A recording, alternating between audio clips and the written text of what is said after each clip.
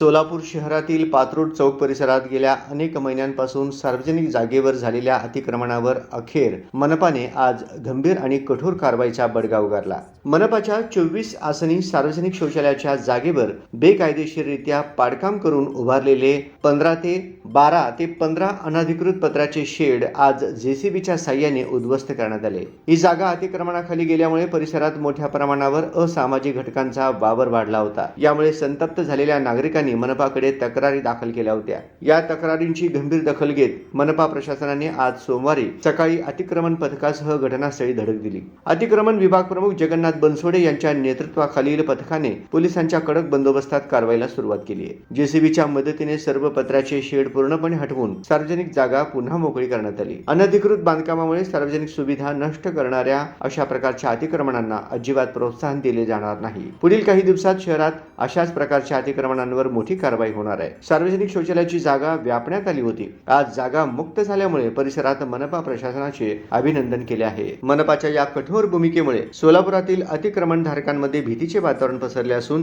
सार्वजनिक जागा बळकावणाऱ्यांवर कठोर कारवाई करण्याचा मनपाचा निर्धार स्पष्ट झालाय।